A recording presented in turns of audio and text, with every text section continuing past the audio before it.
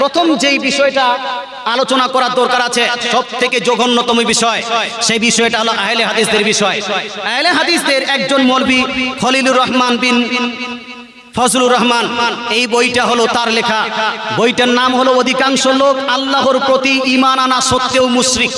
বইটার নাম অধিকাংশ লোক আল্লাহর প্রতি ঈমান আনা সত্ত্বেও মুশরিক মুসলমান। এই আপনার পেজ, এই কিতাবের পেজ নাম্বার 71।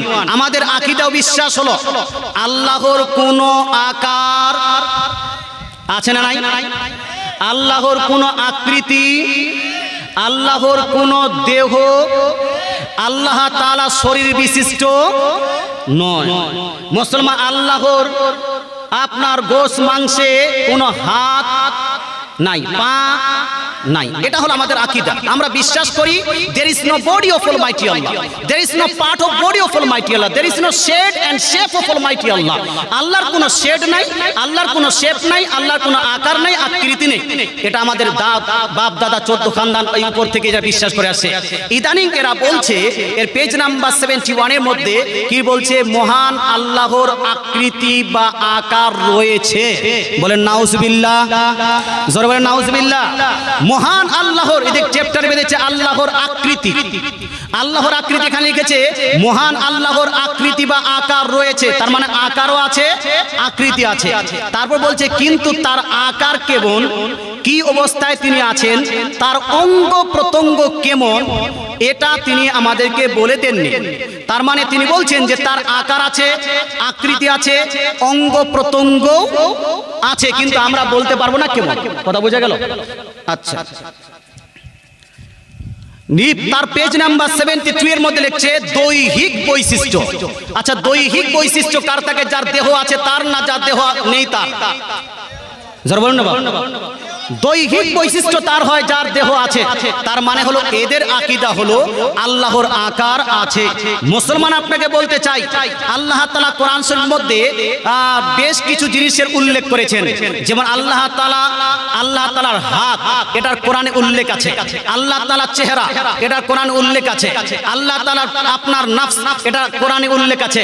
এইগুলোকে মেনশন করে তারা প্রমাণ করতে চায় আল্লাহর যেহেতু হাত আছে, আল্লাহর যেহেতু আপনার চেহারা আছে, আল্লাহর যেহেতু কি বলছে নফস আছে, তাই আল্লাহর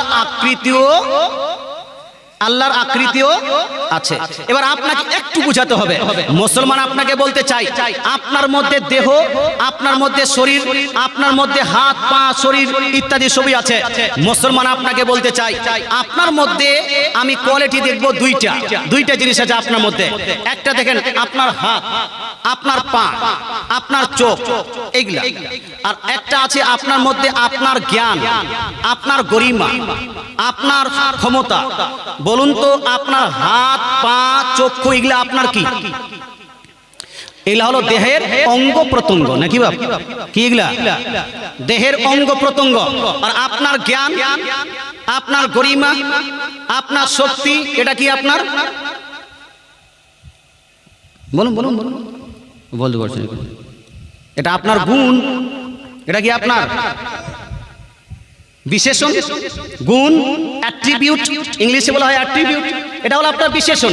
আচ্ছা বলুন তো আপনার মধ্যে যে দুই কোয়ালিটির জিনিস আছে, এই জিনিসের মধ্যে এক কোয়ালিটির তো আকার আছে, অর্থাৎ আপনার হাতের আকার আছে, আপনার পায়ের আকার আছে, কিন্তু আপনার যে জ্ঞান, যে গুণ আছে, যে অ্যাট্রিবিউট আছে, যে বিশেষণ আছে, এটার কোনো আকৃতি আছে? আকার আছে, আকার আকৃতি নাই। আপনার দৃষ্টি, আপনার শক্তি, এটার কোনো আকার আকৃতি নেই। মুসলমান আপনাকে বলতে চাই আজ থেকে প্রায় 1400 বছর পূর্বে ইমামে আযম আবু হানিফা রাদিয়াল্লাহু তাআলা আনহু এই আয়াতগুলোর ব্যাখ্যা করে গেছেন যে আল্লাহ তাআলার হাত, আল্লাহ তাআলার পা, আল্লাহ তাআলার চেহারা, আল্লাহ তাআলার নফস বলতে কি বোঝায়।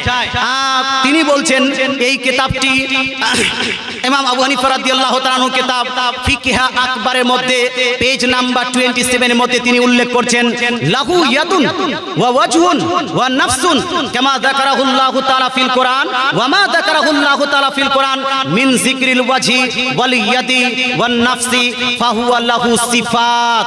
অর্থাৎ ইমাম আবু হানিফা রাদিয়াল্লাহু তাআলা বলছেন, শুনো, আল্লাহ তাআলার হাত আছে, আল্লাহর পা আছে, আল্লাহর চেহারা আছে, আল্লাহর নাফস আছে, কিন্তু আল্লাহর যে এই সমস্ত জিনিস আছে এইগুলা আল্লাহর অঙ্গ প্রত্যঙ্গ নয়, এগুলা হলো আল্লাহ তাআলার এক একটা করে গুণ, এক একটা করে বিশেষণ। জোরে বলেন সুবহানাল্লাহ। কিলা ভাই, কিগুলা বলুন না? গুণ, সিফাত। সিফাত এটা বহুবচন সিফাতুনের, সিফাতুন সিফাত, এটা হলো আল্লাহর গুণ। তা আল্লাহর হাত আছে, কিন্তু আল্লাহর হাতটা আল্লাহর অঙ্গ নয়, আল্লাহর একটা গুণ। আল্লাহর পা আছে, কিন্তু আল্লাহর পাটা আল্লাহর অঙ্গ নয়, এটা হলো আল্লাহর একটি গুণ। আর গুণের কোনো আকার হয়, এই আকার হয়, বিশেষণের কোনো আকার হয়। আল্লাহর দেহ নাই, এই জন্য আল্লাহ তাআলার কোনো আকার নেই। আল্লাহর অঙ্গ প্রত্যঙ্গ নেই, এই জন্য আল্লাহ তাআলার কোনো আকার নেই। আপনি বলুন, হুজুর আমাদের হাত আমাদের অঙ্গ, আল্লাহর হাত আল্লাহর গুণ কেন, এটা আলাদা কেন হলো? তো তার কারণটা হলো আল্লাহ তাআলা কোরআনুল মাজিদ ফুরকানুল হামিদের মধ্যে ইরশাদ করেন, সূরা শুরা আয়াত নাম্বার 11 নম্বর আয়াতে আল্লাহ তাআলা বলছেন, লাইসা কামিসলিহি শাই, আল্লাহর মতো কোনো জিনিস এই পৃথিবীতে আল্লাহর মতো নেই। আল্লাহ তাআলার সঙ্গে কাউকে সাদৃশ্য করা যাবে না, আল্লাহ তাআলার সঙ্গে কাউকে তুলনা করা যাবে না। আল্লাহর হাতকে আপনার হাতের সঙ্গে যদি তুলনা করেন, আল্লাহর হাতকে মানুষের হাতের সঙ্গে যদি তুলনা করেন, তাহলে আকৃতি প্রমাণ হবে। কিন্তু যখনই আপনি আল্লাহর হাতকে মানুষের হাতের সঙ্গে তুলনা করবেন, সঙ্গে সঙ্গে কোরআনের অস্বীকার করার জন্য সঙ্গে সঙ্গে আপনি কাফির হয়ে যাবেন। কি হবেন বাপ? কাফির। এই জন্য যেই ব্যক্তি বিশ্বাস করবে আল্লাহর হাত মাখলুকের হাতের মতো আপনার আকার বিশিষ্ট, সেই ব্যক্তি মুসলমান থাকতে পারে না। যেই ব্যক্তি বিশ্বাস করবে আল্লাহর পা মানুষের মতো বা মাখলুকের মতো আকার বিশিষ্ট, দেহ বিশিষ্ট, এই ব্যক্তি মুসলমান থাকতে পারে না। কারণ এই ব্যক্তি মাখলুককে আল্লাহর সঙ্গে তুলনা করলো বা মাখলুককে আল্লাহর সঙ্গে উপমা দিল, আল্লাহকে মাখলুকের সঙ্গে উপমা দিল। আর এই উপমা করাটা হলো কুফরিয়া। কথা বোঝা গেল? আজকে শুধু এই কিতাবের মধ্যে নয়, বা আপনি ইউটিউবে শুনেন, সমস্ত জায়গাতে একই কথা, মুসলমান যে আল্লাহর আকার আছে, আকৃতি আছে। আমি আপনাকে চ্যালেঞ্জ করতে পারি, ইউটিউবাররা এখানে আছে, চ্যালেঞ্জ করতে পারি, পৃথিবীর কোন ইমাম আবু হানিফা থেকে শুরু করে নিয়ে ইমাম শাফি, ইমাম মালিক, ইমাম আহমদ বিন হাম্বল, ইমাম বুখারী, ইমাম মুসলিম, ইমাম তিরমিজি, ইমাম নাসাই, ইমাম ইবনে হাজার আসকালানি, ইমাম বাইহাকি, ইমাম তাবরানি, ইমাম সুরকানি, ইমাম কুস্তুলানি, ইমাম জালালউদ্দিন সুয়ুতি, ইমাম তাবরিজি, ইমাম খতিব তাবরিজি, ইমাম আপনার শাহাবুদ্দিন কুস্তুলানি, যতগুলো ইমাম গুজরে গেছেন, এদের মধ্যে কেউ আল্লাহ তাআলাকে আকার বিশিষ্ট মনে করেন নি। বরং আমি দু চারজন ইমামের আর তুলনা দিচ্ছি। আমাদের একজন বড় ইমাম, আহলে সুন্নাতুল জামাতের বড় মুহাদ্দিস, বড় ইমাম বাইহাকি। ইমাম বাইহাকির কিতাব না পড়লে আহলে হাদিসরা হাদিস পড়তে পারবে না, মৌলবি হতে পারে না। ইমাম বাইহাকি তার কিতাব আসিফাতু আল আসমা ওয়াস সিফাত, জিলদ নাম্বার 2 পেজ নাম্বার 66 এর মধ্যে তিনি বলছেন, ইয়াজিবু আলাইনা ওয়া আলা কুল্লি মুসলিম আন ইয়ালামহু আন্না রাব্বানা লাইসা বিজি সূরাতিন।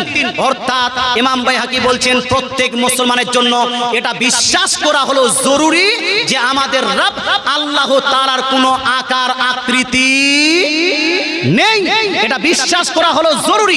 মুসলমান মক্কা মদিনার বড় ইমাম মুল্লা আলী কারি রাহমাতুল্লাহি আলাইহি মিরকাত শারহে মিশকাতের মধ্যে বলছেন, ইন্নাল্লাহা মুনাজ্জাহুন আনিস সূরাতি ওয়াল কামিয়াতি ওয়াল কাইফিয়াতি ওয়াল জিহাতি।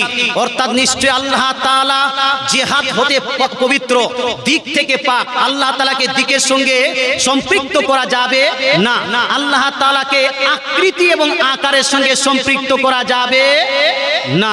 আচ্ছা, এই যে বুধিয়া আছে না, বুধিয়া মাদ্রাসায় একটা হাদিসের কিতাব পড়া হয়, সেই কিতাবের নাম হলো রিয়াজুস সালিহিন। কিতাবের নাম কি? রিয়াজুস সালিহিন। তার রাইটার হলো ইমাম নববী।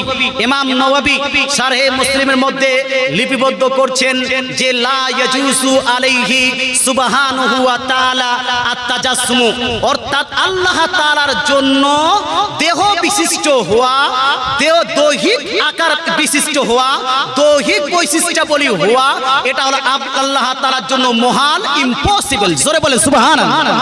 আল্লাহ তাআলা আকার বিশিষ্ট হতেই পারে না। এক কথা বলতে চাই, আমার একটি বই আছে, বইটির নাম রেখেছি আল্লাহ নিরাকার নাকি সাকার। মুসলমান এই কিতাবটি পড়বেন, যতগুলো ইমাম গুজরে গেছেন কেউ আল্লাহ তাআলাকে আকার বিশিষ্ট মান্য করে নি। এটা হলো ওয়াহাবিদের বানানো আকীদা, এটা হলো ওয়াহাবিদের বর্তমান বিশেষ করে বাংলাদেশ, পাকিস্তান আর ইন্ডিয়ার ওয়াহাবিদের আহলে হাদিসদের বানানো আকীদা। আমরা বুঝতে পারলাম আল্লাহ তাআলাকে আকার বিশিষ্ট মান্য করা যাবে না।